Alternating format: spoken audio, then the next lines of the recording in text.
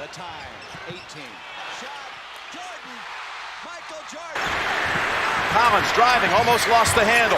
Chalmers for the tie. Got it with 2 seconds. Unbelievable. 3 seconds at midcourt. Jenkins Gives it to Jenkins for the championship.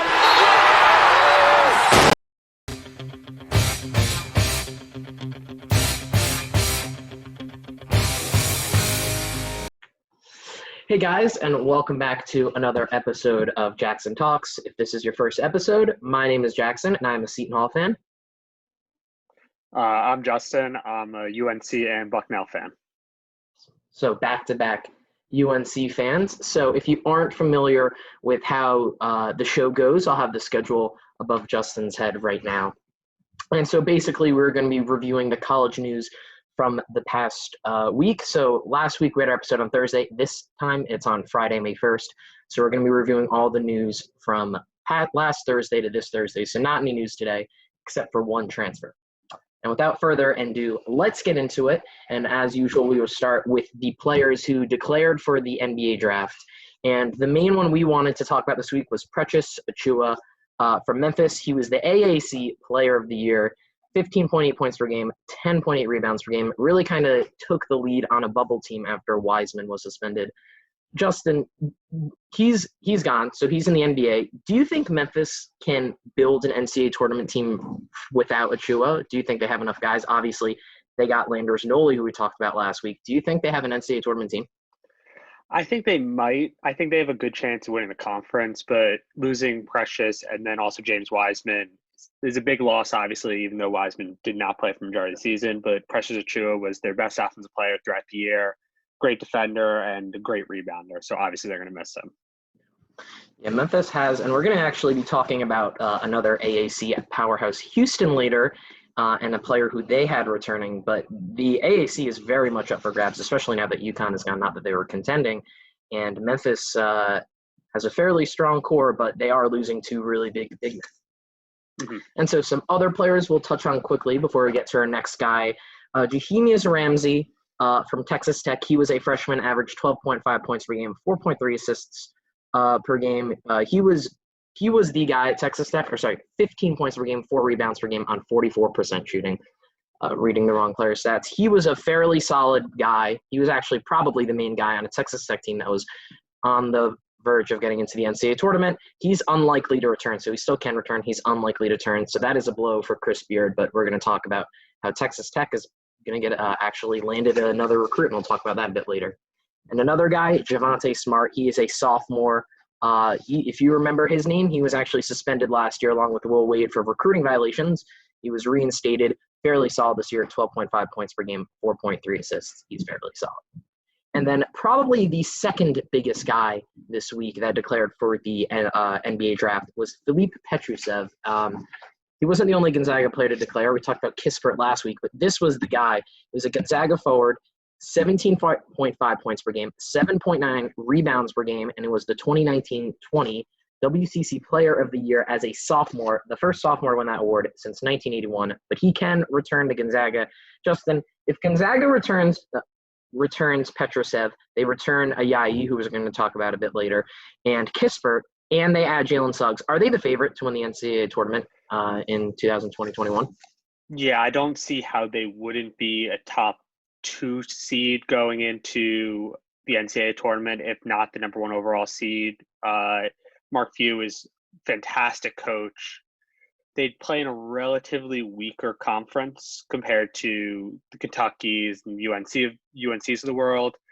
So they should be expected to almost go undefeated, except for the few early season tournaments they have against some of the powerhouses. So I really think that they will be a fantastic team next year and might be the favorite. Definitely. And BYU has certainly improved. BYU used to be not really in the tournament picture too much, but this year they were definitely going to be a tournament team. They just added Harms last week, and they're really on the tail of a bunch of other recruits. So they can definitely, if they can become a tournament team, that's great for Gonzaga. Some other guys. So I mentioned Joel Ayayi. He is a sophomore guard from Gonzaga.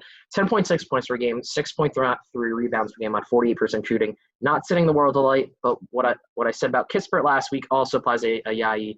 If you play on a top 5 team in the nation and you're starting and you're putting up solid stats, you're going to garner NBA attention. He can also return. And some other guys that can also return, another guy that can also return is Yves Pones. He is from Tennessee, and he only had 10.8 points per game, 5.4 rebounds per game, but he was the SEC Defensive Player of the Year. So that's a big name. And then some other names, Emmett Williams, LSU, sophomore, 13.3 points per game, 6.6 rebounds per game. He cannot return. He is going to play professionally next year. And Matt Mitchell, a junior forward from San Diego State, 12.2 points per game, 4.8 rebounds per game.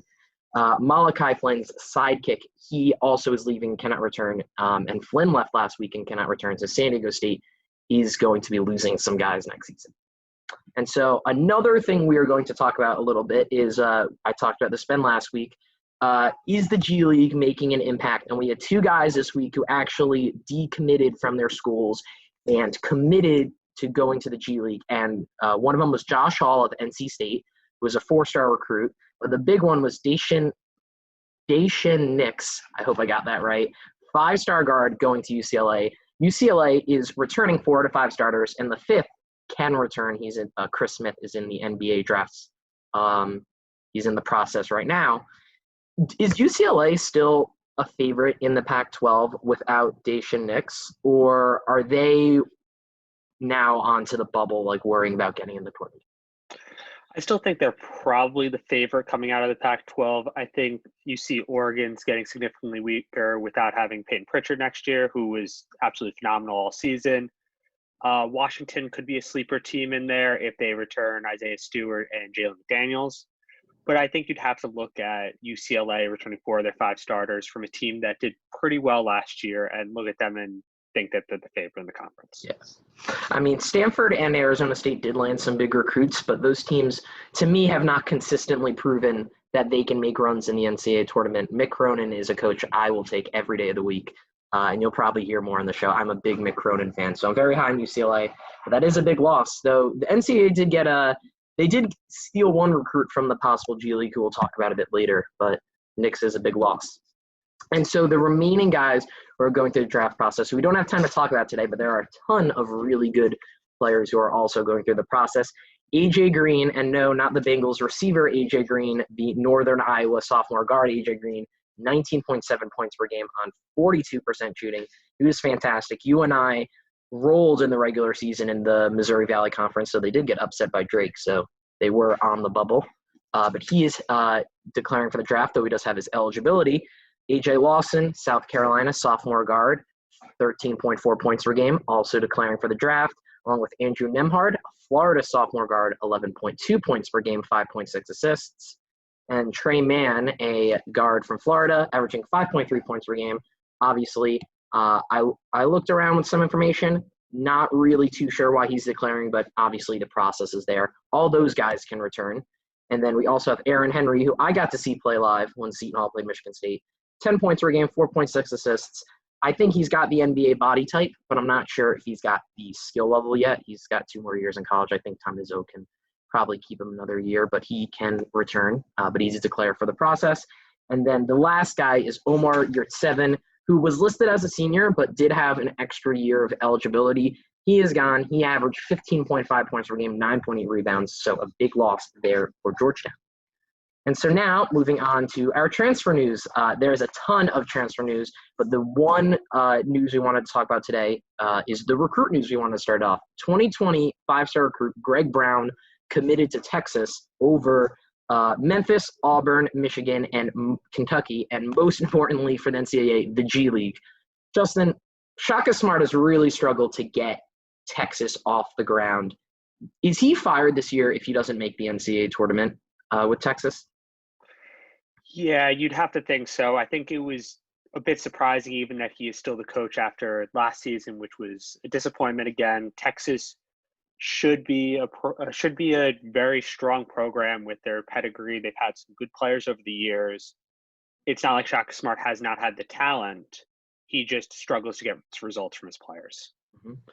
And it's a shock because at VCU was the opposite. He was struggling to get the players, but he was getting results. And at Texas, there was a lot of thought he would be fired, but it turns out he's been given an additional year and he secured Greg Brown.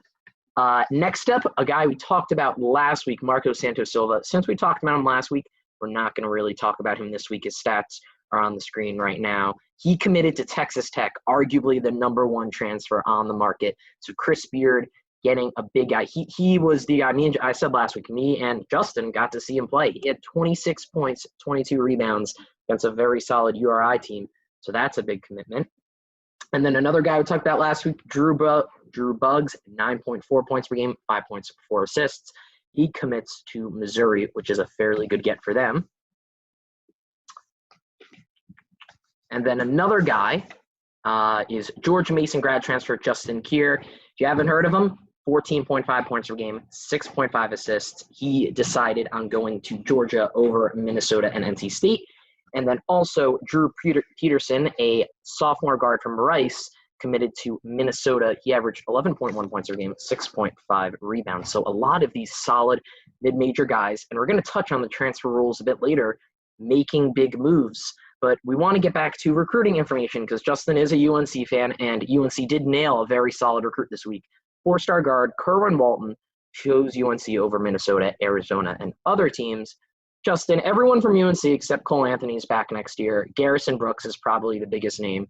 Where would you put this UNC team? Are there championship aspirations, Final Four, Sweet 16? What are the aspirations for UNC next year?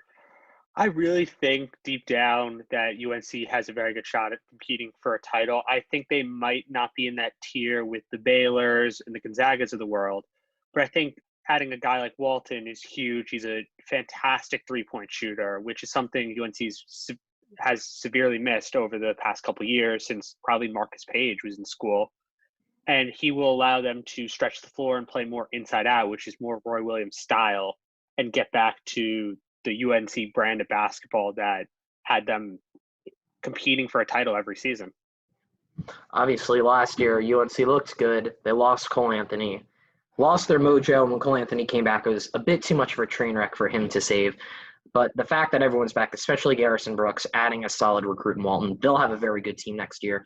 And they will be an NCAA tournament team for sure. I'll bet on that. But how far they go, we have no idea. Another ACC team landed a very solid transfer this week as BC, or Boston College, landed James Karnick, Lehigh grad transfer from the Patriot League. He averaged 12.2 points per game, 7.2 rebounds. Justin, you obviously are a fan of Bucknell. Do you know anything about Karnick at all? Obviously, I know he puts up pretty solid stats, but what is BC getting here? He was never an absolute star with those Lehigh teams. Lehigh typically had very good guards over the past couple seasons, but he was always a very solid, big, great at boxing out and keeping other guys off the boards. And I think BC is going to get a strong rebounder, strong defender, and a strong leader who can also chip in the occasional points, as evident by his almost 13 points per game. Awesome. Another guy who also committed this week is Jared Hyder, committed to Cal. He was a freshman transfer from Fresno State, chose Cal. I'm a big Cal guy this year because Cal was absolutely terrible 2 seasons ago. Last year, 4 wins in conference, a bit more respectable. Mark Fox is their head coach, former coach of Georgia. I really think Cal's building something. I think in the next 2 or 3 years, don't be surprised to see Cal in the NCAA tournament. Obviously, it wasn't long ago. They were the 4 seed in the NCAA tournament. I actually had them in the Final Four, and they lost in the first round to Hawaii. But I think Cal is building something good land there with getting Jared Hyder. Iowa State, also who's been in almost all the transfer news, finally landed a guy. They landed Tyler Harris, sophomore guard from Memphis, who had only 8.7 points per game last year, but his freshman year had 10.7 points per game, and that was when he was more the main guy before Memphis landed those recruits. So that is that's a big get for Iowa State. And then another big transfer, Georgetown this time, landing Chunder Belay from Northwestern State, if you remember them from their huge upset over Iowa in the NCAA tournament a few years ago. 14.3 points per game, 7.6 rebounds. The hope is that he replaces here at 7, but that is a big landing for them. And so I've said I'm a Seton Hall fan, and so for once, I'm actually going to talk about Seton Hall. We actually have some Seton Hall news. They landed Trey Jackson, freshman guard from Missouri, only 2.9 points per game and 1.8 rebounds per game, but he's a former top 100 recruit, 3 years of eligibility. And if you had to ask me, what I think this means for Seton Hall. I don't think Trey Jackson would have been involved in the picture this year, but Seton Hall he is expected to be a power forward, but Seton Hall's best player next season is also a power forward, and he's a senior, Sandro Mamukelashvili. Finally know how to say his name. And whether he should return the season, though he is in the NBA draft process right now. And so the hope is that Jackson does replace him, but he is a former top 100 recruit. Things didn't really work out in Missouri, and now he's at Seton Hall. And so just a few more guys that also committed this week that we feel are worth mentioning. Francis Okoro is a sophomore forward transferred from Oregon to St. Louis, but he averaged 3.3 points per game, 4.2 rebounds per game. That doesn't sound a huge land for St. Louis, but St. Louis is great at developing big men. They actually were the only team in the nation last year to have two guys averaging a double-double. That was French and Goodwin. So they have a very good history of doing that, and I think they can do the same with Okoro. And then also another D2 guy committed this week, which I found it funny. That's the third guy in 2 weeks. Trevor Lakes lands in Nebraska. He was from the University of Indianapolis, 41% three-point shooter. And then some other recruits, Arizona landing 4-star Turkish prospect Tibet Goriner. William Jeffers landing at Pitt. He is a top 60 recruit. Would not be surprised if Pitt is doing well pretty soon. And 2021 4-star guard Kawasi Reeves lands at Florida. So that is some of the recruiting news. Obviously, a ton of recruiting still going on. And now we are going to look into the transfers that are actually pending. So the first one is Javon Freeman-Liberty. He is a guard from Valpo. And actually, I say still pending. This one actually, not even an hour ago, was actually finalized. He committed to DePaul 19 points per game, 6.1 rebounds per game, and 3.1 assists per game. And we are going to look at some of his highlights right now.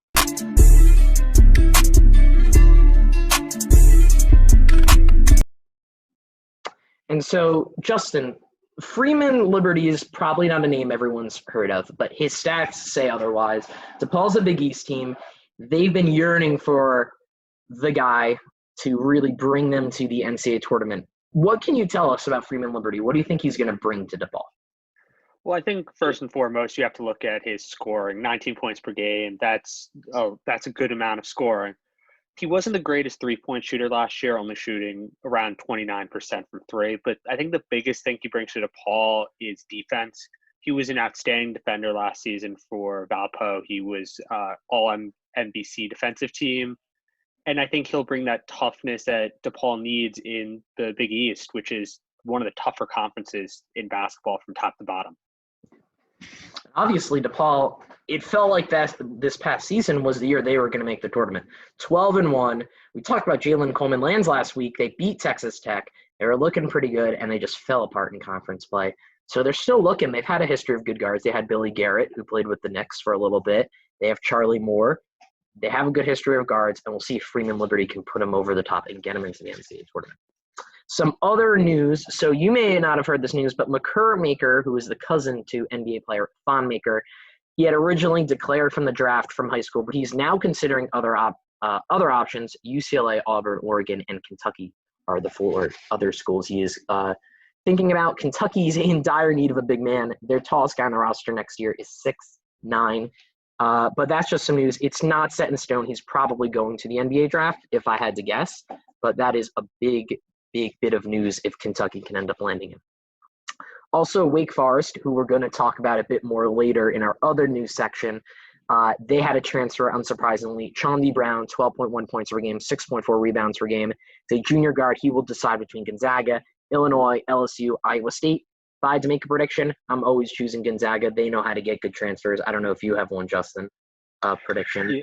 Yeah, I think there's a shot he lands at Gonzaga. I don't think any player wouldn't want to go to a team that has title aspirations like that, a team that's that good. And then some other transfers. Cam Mack, a guard from Nebraska, had originally declared in the draft this week. Then he pulled his name out and is instead transferring from Nebraska. He averaged 12 points per game, 6.4 assists, 4.4 rebounds.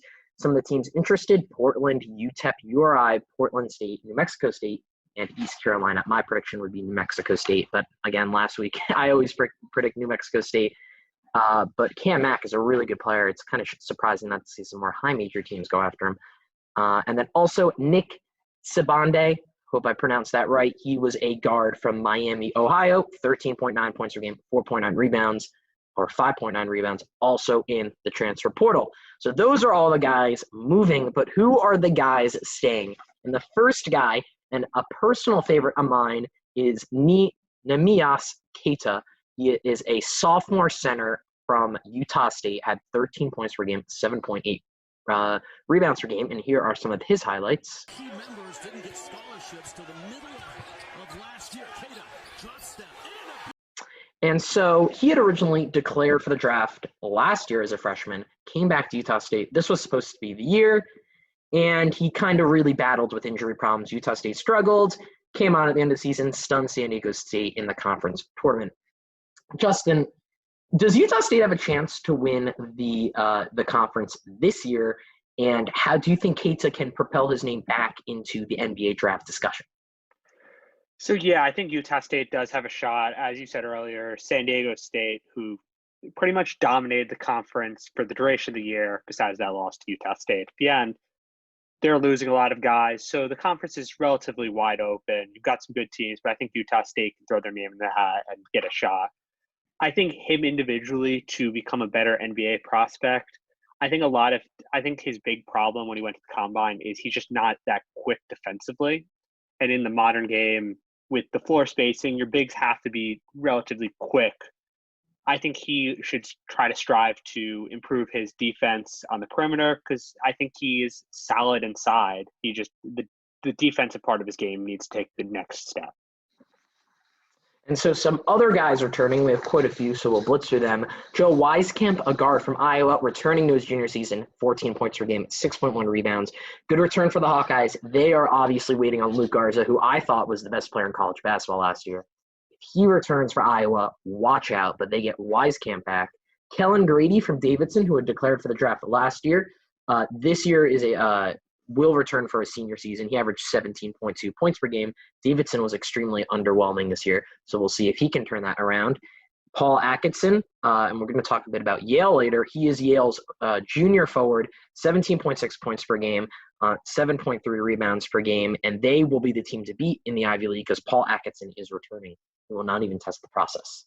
And we said we were going to talk about Houston a bit later. Well, Quentin Grimes, former guard at Kansas, now transfer at Houston, will return for his junior season, 12.1 points per game, 3.7 rebounds per game. I'm going to ask a similar question I asked about Memphis. Is Houston the team to beat in the AAC? And is Houston now in the position where they are a consistent NCAA tournament team, like as what Kelvin Sampson has done with them? Are they consistently a top 25 team?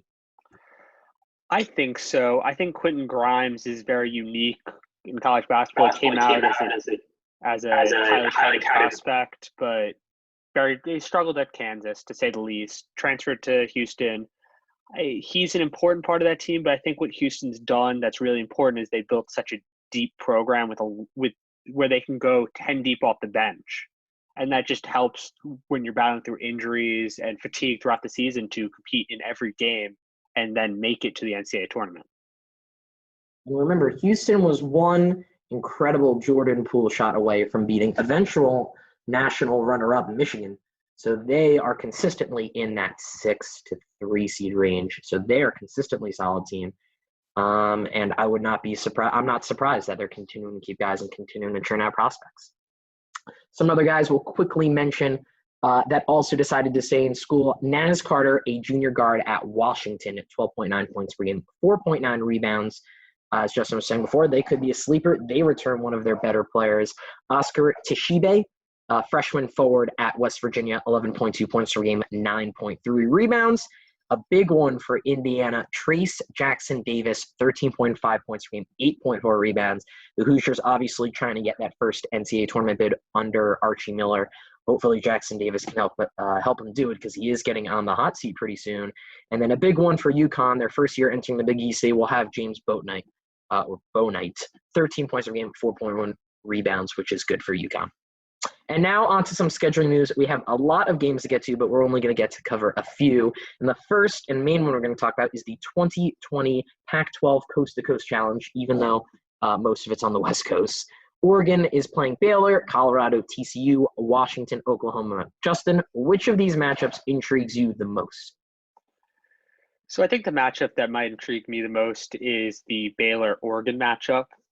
Baylor's obviously coming into the season. They're going to be a title contender, especially if they return Jared Butler, which I think that they will.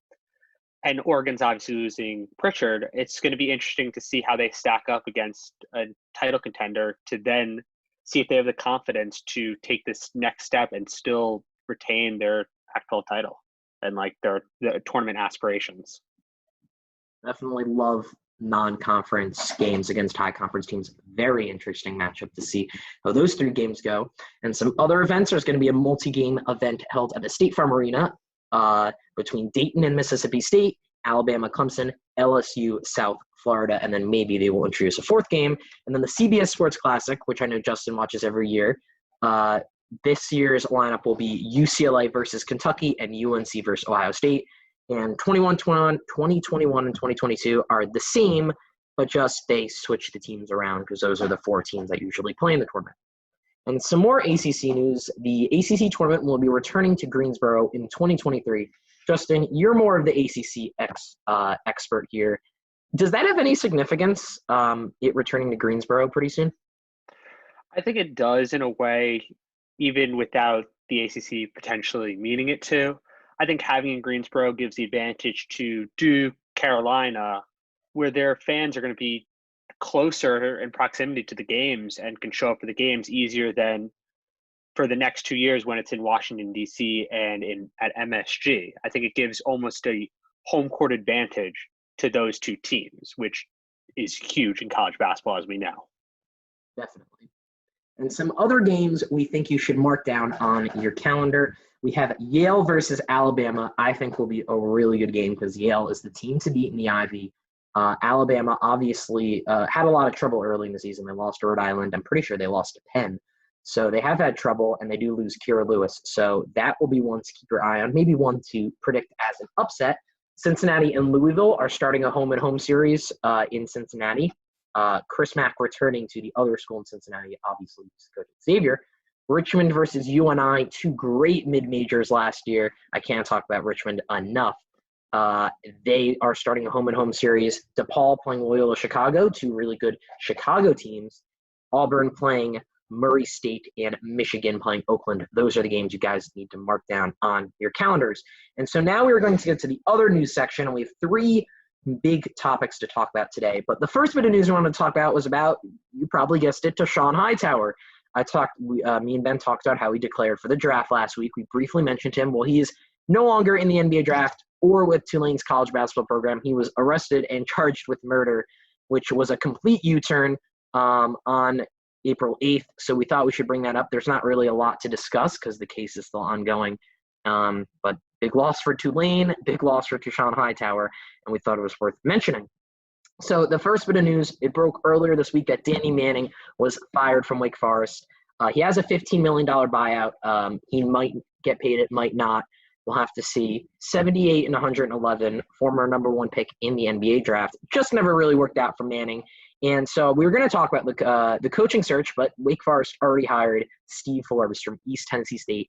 They were the Cinderella team this year. I was going to have them in the Sweet 16.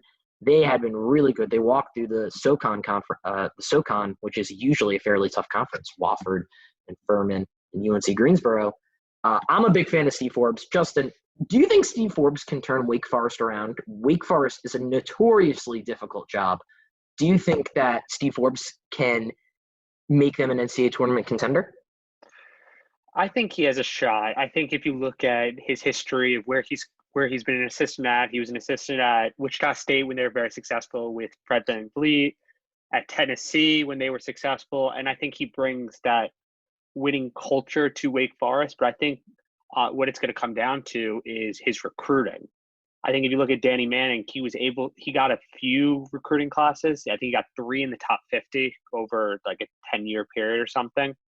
But he was never able to make the most of the talent he had. I think for Steve Forbes to be successful, he not only needs to be able to recruit highly touted prospects, but he also needs to have them gel on the floor and also keep them more than a single year. And that was notoriously one of the problems with Danny Manning, is that he could get the guys, and every year Wake Forest would have some guy leave, that absolute backbreaker. And he also had a notoriously difficult time graduating the players he got on the team. And so now we have the two heavy hitter questions. And so the first one is on transfers. So it is unlikely that the players transferring this year will get a one-time eligibility waiver. I know this is a big question, Justin. What are your thoughts on the transfer rule? Do you think that players should be allowed to get an immediate eligibility? Should there be player can be allowed to transfer and get immediate eligibility? What are your thoughts? So I think that it's always up in the air. And I think one of the problems with the NCAA, not only basketball, but in other sports like football, is that they are not very clear with what constitutes a reason to get a waiver to play immediately and what doesn't. I think at least with this, if they give every player a one-time waiver, it will clear up some of the confusion and will make things a lot more straightforward for them and the players. Because sometimes players go to programs or situations and it just doesn't work out. Look at Grimes with Kansas. It just doesn't work out. And it's for the best interest of the players and for the program for them to move to a different place. And I mean, off the top of my head, I can list some guys that were huge. I mean, Malachi Flynn was a transfer from Washington State. If you remember that Gonzaga team that made it all the way to the national championship, they had Nigel Williams-Goss. So sometimes it doesn't work out and players transfer, and it does work out. So I think that's a very valid point. And so to me, the most shocking bit of news I left for the last part of the video was that the NCAA are going to allow players to be compensated for their likeness starting in the 2021 season, probably in response to the fact that two players, earlier, Josh Hall and Daishin Nix, decided to go to the G League. Justin, firstly, do you think this keeps players in college basketball? And two, how big of a role do you think this rule will play in recruitment for players? So I think it will play an obvious role in recruitment. The bigger profile schools, the UNCs of the world, the Duke, the Kentucky, obviously, if players go there and they're big names, they're going to make more money through this than they would at an Iowa or like one of those smaller mid-major schools. But then also, I think the important thing is that this is going to it's going to hopefully stop the players from going straight from high school to prep schools or high school to the G League, because I think not only it takes the talent away from the NCAA and makes college basketball have a weaker talent pool, but I think it also makes it harder for NBA scouts to rightly scout these players who are not playing against adequate competition that they would if they were all in the NCAA. And I mean, there have been notorious cases of players not going to the NCAA and being difficult to evaluate. Emmanuel Mudiay, Brandon James, Darius Easley got last episode, and along with Dylan Reed, which was very big news. And there were some players coming in the NBA draft, like LaMelo Ball was playing in Australia. So obviously the NCAA trying very hard. I can't remember the last time so many players have just kind of gone towards the G League. So obviously we have to see what happens, and we'll see if any other 5-star players, the other 4-star players decide to go overseas. Obviously, there are other players overseas, but we'll see what happens. So thank you, Justin, for coming on. We had some heavy hitter questions today, a ton of news. And if you guys like this content, like and subscribe. And thank you for coming today. And we hope this episode was enjoyable and informative. Thank you.